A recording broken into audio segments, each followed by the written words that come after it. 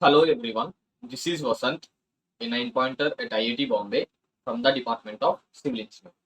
In this video, we are going to solve one problem on torsional loading. So this is the problem over here. Give it a read. There are three identical cylindrical discs are welded to the ends of the three identical solid circular bars. You can see the figure over here. The bars lie in the common plane and the discs lie in the planes perpendicular to the axis of the bars. The bars are welded at their intersection D to form a rigid connection. Okay, each bar has diameter D1 is equals to 10 mm and each disc has diameter D2 is equals to 75 mm. Forces P1, P2, P3 act on discs A, B and C respectively, thus subjecting the bars to torsion. We need to find out maximum shear stress Tomax in any of the three bars. P1 is given as 100 newtons. Okay, so first let us understand rigid connection. So he said that point D is rigid connection.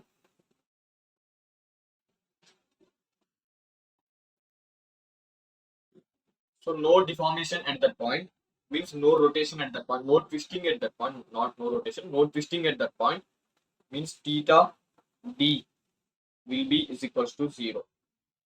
Do you agree? So theta D is equals to 0, first point. Now let us go to solving the problem. See here it will form a couple, right? This is of D2. So D1 is given as 100 mm. Each bar has diameter D1 is equals to 10 mm and each disc has diameter D2 is equals to 75 mm.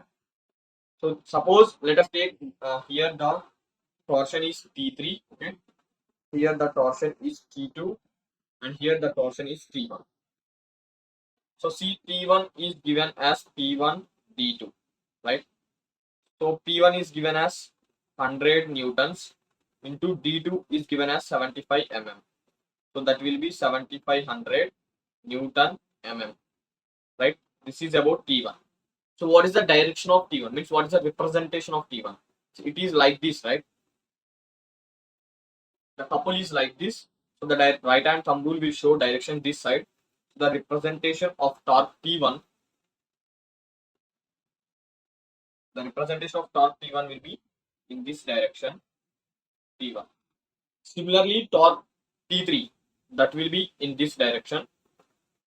We are representing it by right hand thumb rule. Okay, the direction of T3 will be like this, and direction of T2 is downwards.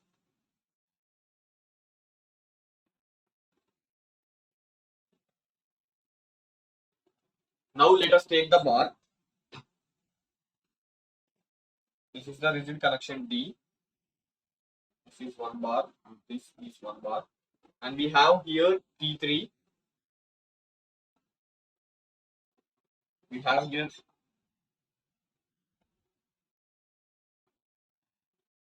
this is T2 and this is T1, right? And this angle is 45 degrees and this angle is 90 degrees. So we can apply equilibrium equations. So we can get if we resolve this one, we will get T3 sine 45 degrees and this we will get T3 cos 45 degrees, right?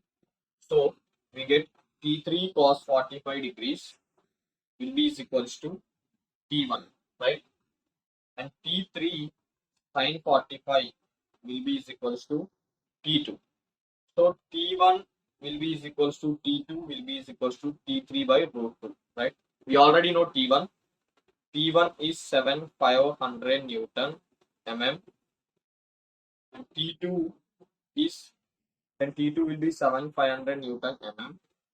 Then T3 will be is equals to 7500 root 3 Newton mm, right? So we got the torques in three rods. In rod 3 the torque is maximum and in rod 1 and 2 the torques are equal and they are less as compared to rod 3. Now we need to find out maximum shear stress Tomax in any of the three bars. Means 3 bars में compare करके किस बार में टोमैक्स है वो find out करना है, वो value क्या है. So first we need to find out the formula for Tomax. So Tomax will be given by G gamma max, right? So and we already know that gamma max will be is equals to radius of the rod to phi divided by L, right? So gamma max will be is equals to R by L. What is the formula for phi? Here, let us go to here. We said that this is rigid connection. So here theta d will be 0. If you remember the formula,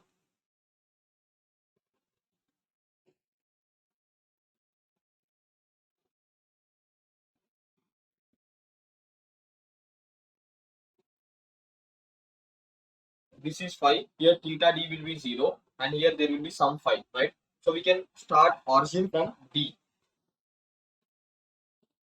The origin is d. Okay. So the formula will be, what is the phi formula? Phi formula will be yes, TL divided by GJ, right? So this L gets cancelled. We get PR divided by GJ. By substituting it in Tomax, we will get G into PR divided by GJ. GG gets cancelled. We will get P by J into R, right? See, we got Tomax is equals to P divided by J into capital R, right? So if you see over here, all cylinders, whatever circular bars are there, are all three are identical, right? So सबका diameter same होगा, वो value given as 10 mm. So सबका radius 5 mm, that is fixed. And then as those three are identical, सबका j will be fixed. So how will you find the j? First, let us discuss that. So see, j is simple. It is the area moment of inertia. So first, let us find out what is the mass moment of inertia for a this. For a this mass moment of inertia is mr square by 4, mr square by 2, right? So then just replace mass by area. Replace m by a. Then you will get the j, area moment of inertia. So that will be a r square by 2, right? So what is the a? A is pi d square by 4 into, अगर radius को भी diameter में convert करने से d square by 4 into 2, right? So we will get pi d square divided by 32. Understand? So this is pi, sorry, d power 4. So d power 4 divided by 32. What is the diameter of the rod? Diameter of the rod d is 10 mm. Radius is 5 mm. Okay.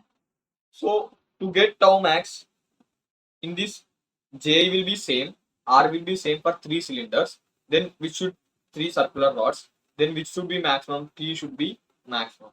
So T is maximum in rod 3.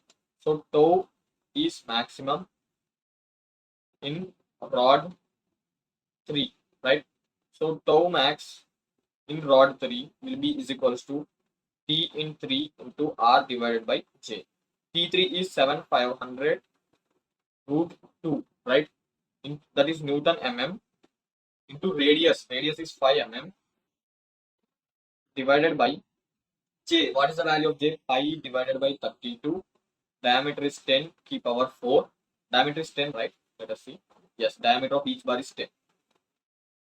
So mm key power 4, right? So we get tau max will be is equals to 7500 into 5 into root 2 into 32 divided by pi into 10 power 4. And we get Newton per mm square. Let us put this value in the calculator.